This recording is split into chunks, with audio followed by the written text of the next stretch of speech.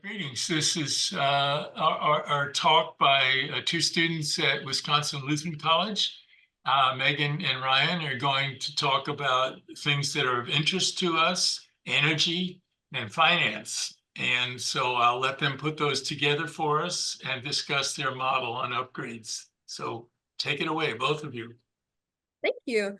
Our partner Silas wasn't able to be here today, unfortunately, but we're really excited to share our results and our experience from modeling how people can save money and energy with the home rebate programs that we're going to be talking about.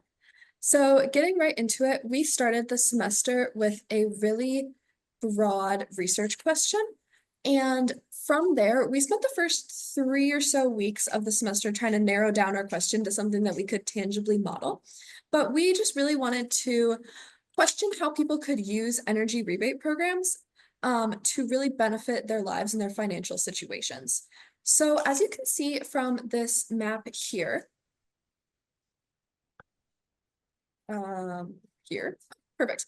The energy rebate programs are becoming a really big thing in the United States. So the green represents states that already have active programs, and the orange is states that have gotten approved funding and are in the process of implementing them.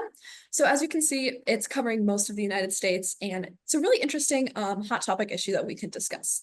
So we specifically narrowed in on Wisconsin because first off, that's where we're from, and also because Wisconsin has active programs right now.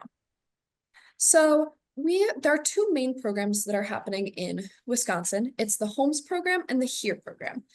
Some specific differences between these is that HERE focuses mostly on electrification. So this is going to be new electrical wiring and panels, appliances, more in that range. And something interesting is that they focus on rebates from an upgrade to upgrade situation, as opposed to the HOMES program, which is a more holistic approach to the entire household and overall energy savings, which focuses more on furnaces, air conditioning, lots of focus on insulation for that program. So we decided to go with the HOMES program to focus on modeling specifically. So a little bit of background into the HOMES program. We are looking at this rebate structure. So how this works is you check your income qualifications, and those are reflected in this chart here. So you look at your household income, and this is in comparison to the area median income. You look at what percent you're at of income, you look at your estimated percentage of monthly energy savings, and that can kind of place you on this chart to how much you're able to get rebated from your upgrade. So the steps are pretty simple. You go through this income qualification chart, you reach out to a contractor that will come to you, to your house, and write up a nice report for you of all the ways that you could save money based on these specific upgrades that they'll tell you about. And then from there, you can choose whether or not you want to proceed with those upgrades.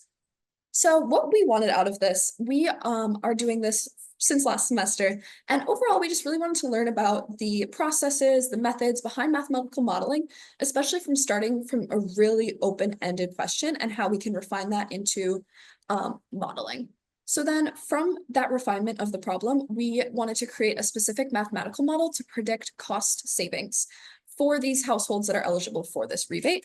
And overall, we just wanted to help the Milwaukee community understand how they can use these and decrease their energy burden, which is the amount of money they spend per month on their energy bills.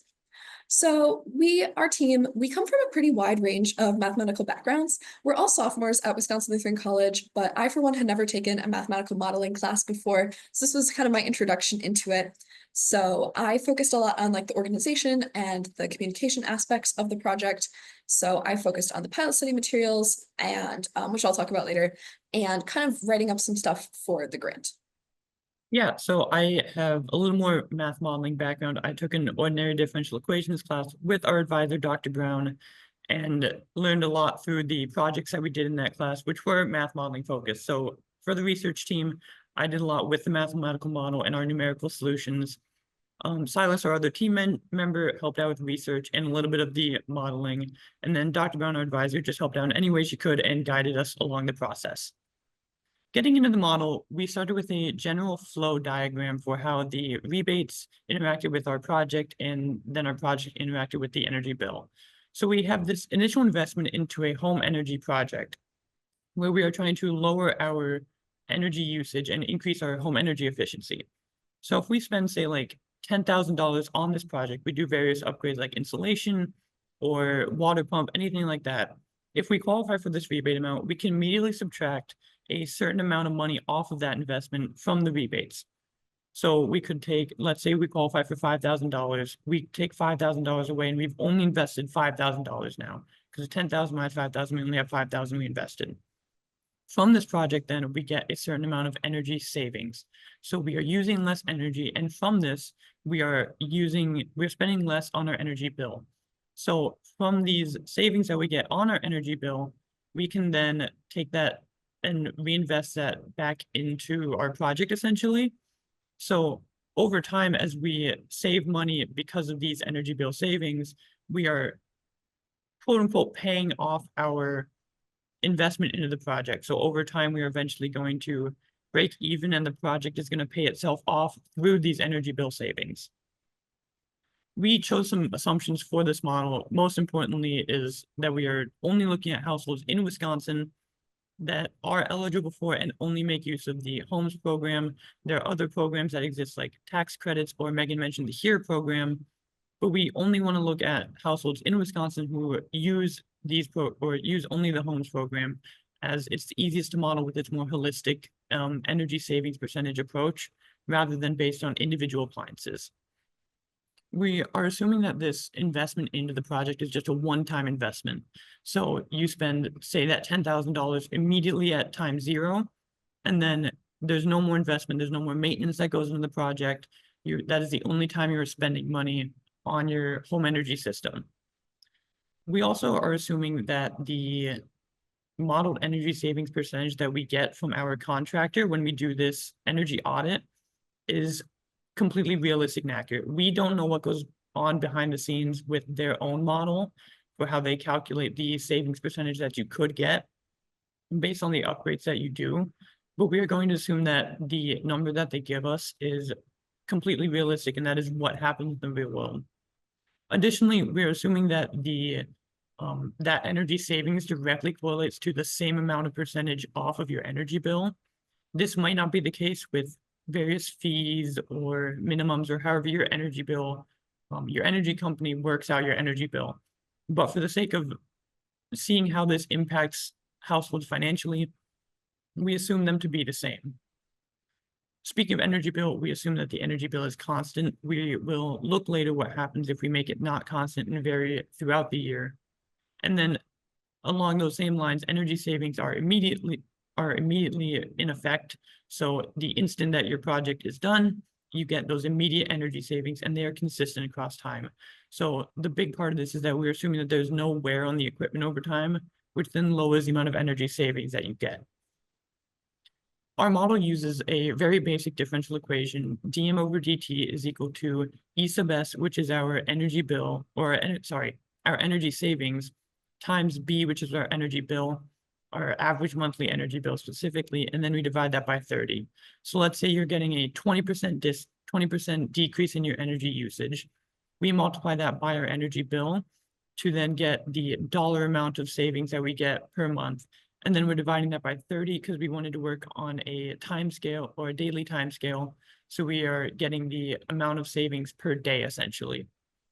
We then multiply all this by V of t, which we will get into later is going to become a variance function, but for now we assume to just be 1. We start with the initial condition of m of 0 is equal to negative I plus r. So at time 0, we are immediately subtracting our investment into the project, adding back our rebate amount, and that's where we start. So if our investment is higher than our rebate, then we end up in the negative and are starting from that point using savings to build back up to 0. We used Google Sheets to do all of our calculations and modeling. It just worked out the best for us. We could share everything through Google Drive. We thought about using Python or other software, but it worked best in our case, and it was really just the easiest. We aren't doing any complex calculations or anything. It's a pretty simple model. And then we tried analytically solving our basic model, and we got a equation that worked out of that.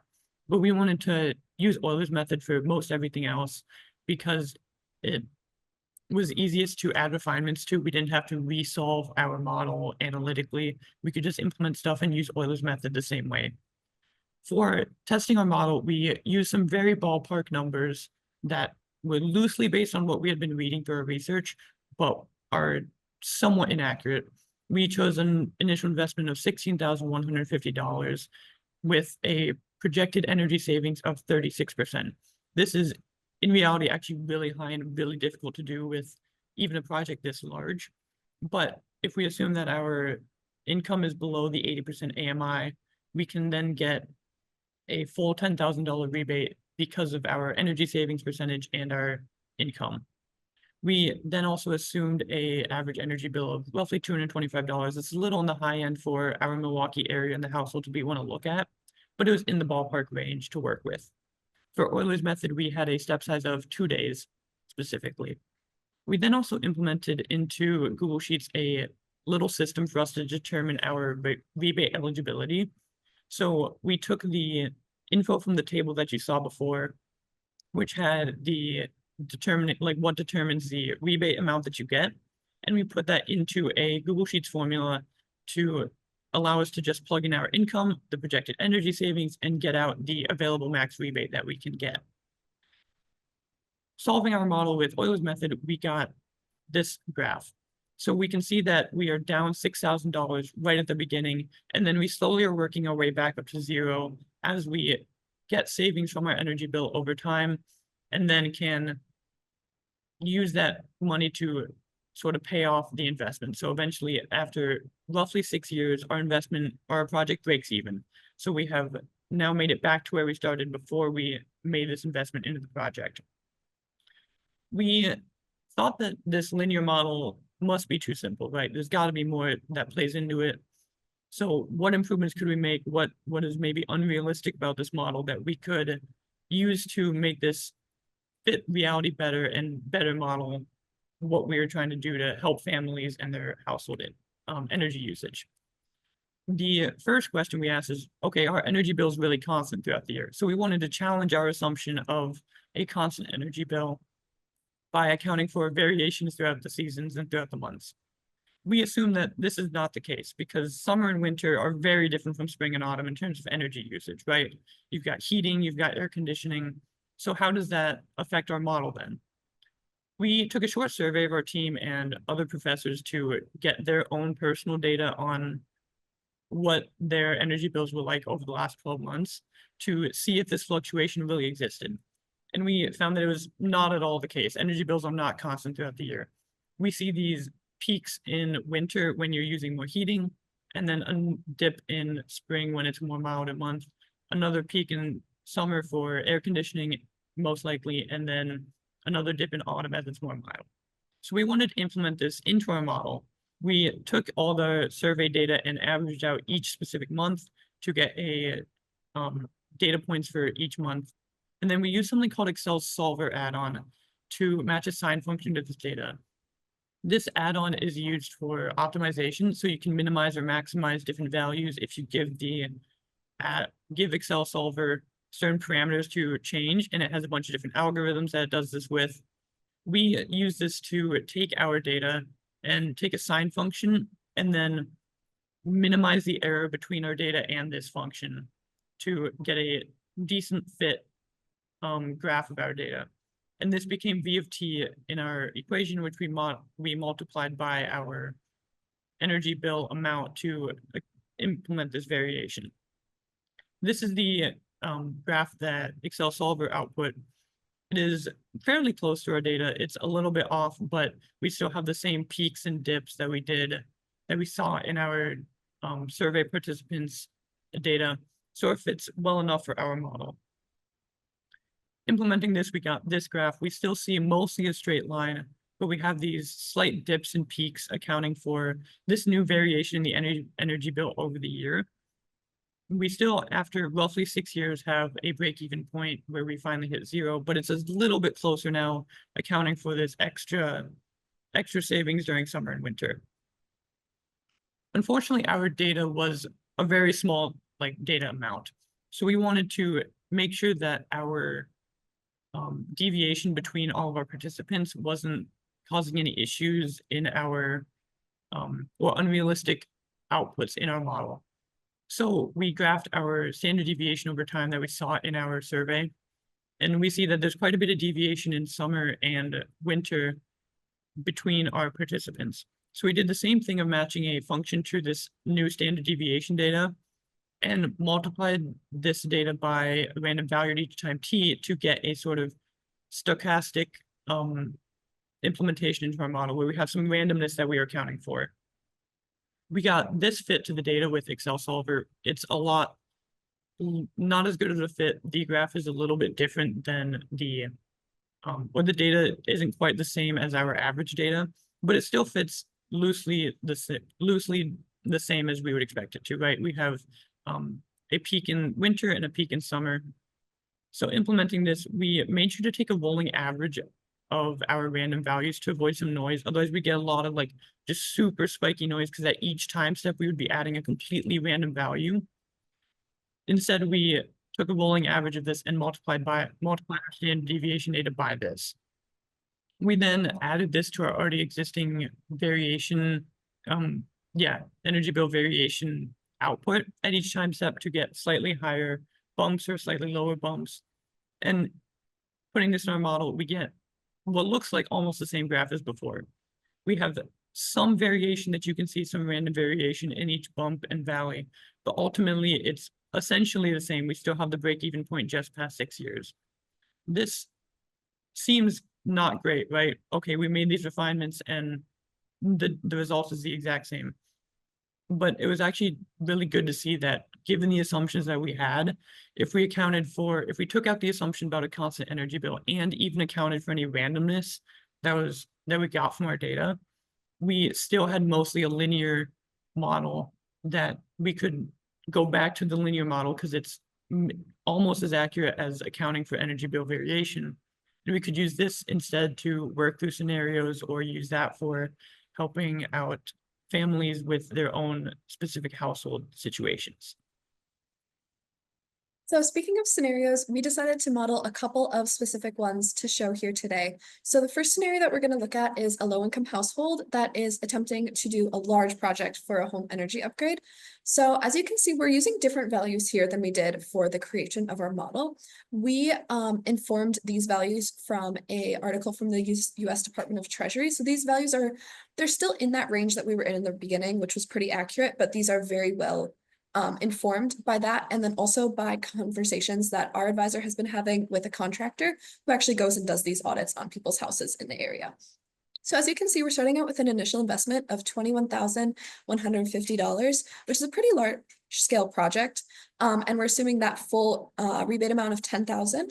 And then we're predicting an energy savings of 36%. And Ryan mentioned this before, this is a really high percentage of energy savings, but we wanted to model that cap for our model and see if we can actually get to that full savings, how much money can you actually save here? So if you look at the graph, you can see that we're still using that stochastic model, and we're predicting an energy payback time of about 14 years. So this is a good chunk of time, but given the size of the project, this is actually really encouraging to see. So this family is receiving $780 of savings every single year from their energy bill, which again is like that 36% decrease. And then if we move on to a scenario that's potentially a little bit more realistic, we're modeling, again, a low-income household, but this is with a smaller project.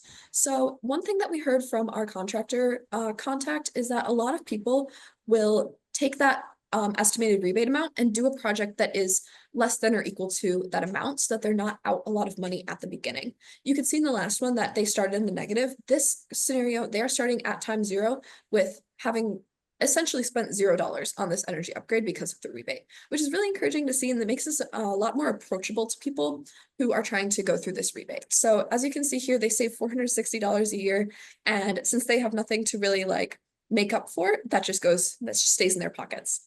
The final scenario we're showing is a middle income family. So we're bumping it up like a class and then doing a small project again.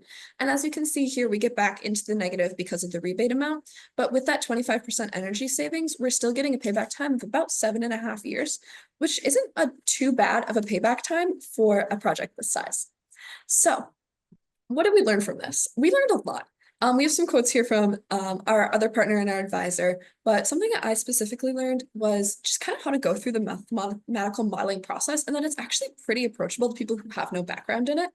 I also learned a lot about data collection. So my advisor and I went through all of the IRB training to be able to handle data, and that was a really eye-opening experience for me. Yeah, from the math side of things, working with the mathematical model so much, it was really tough working with an open-ended question because it's okay, like what improvements do we want to make? Where do we want to go with this? But testing out like okay, what if we remove the assumption of the average energy bill being constant, and seeing that we got the same results, even making those refinements, while at first discouraging because, okay, we didn't do much. It shows that our base model was actually really good and that it gives us ideas of where to go next and what other assumptions we could get rid of. Speaking of going on to what's next, we are currently on the progress of a pilot study right now, which we're all super excited about. We're working with an urban Milwaukee school to get some real data from some real households that this rebate program can apply to. So we're currently getting data from them, and as that comes in, we'll use it to refine our model and then also partner with these families to hopefully help them through the process of actually going through with the upgrades. Another thing that we'd be interested in modeling is, like I mentioned, and like Ryan mentioned, there are a lot of other programs out there. Ryan mentioned tax credits. I've talked briefly about here in the beginning. There's another program coming to Wisconsin soon called Solar for All. And it'd be really interesting to see how we could compound these different programs and use it in one model to allow people to make the best use of all the different things that are out there. Additionally, we'd be interested in modeling for something larger, maybe like seeing the energy savings and financial savings of an entire neighborhood from these programs. And then also we're developing sub-projects. So we are specifically looking, one of our partners is working in generating energy use in solar panels and how that kind of adds to the overall scheme of our model.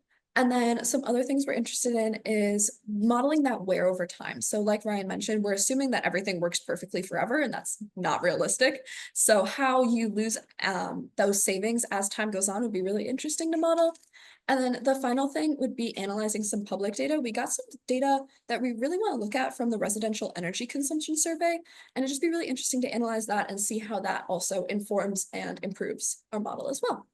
So before we wrap up, I just want to point out this one thing. So we use this math modeling textbook here to kind of get us started and refine our model, and go through the entire process. And we would definitely like to shout that out and reference it for anyone who's getting started in mathematical modeling like I was. So thank you so much. Well, thank you very much.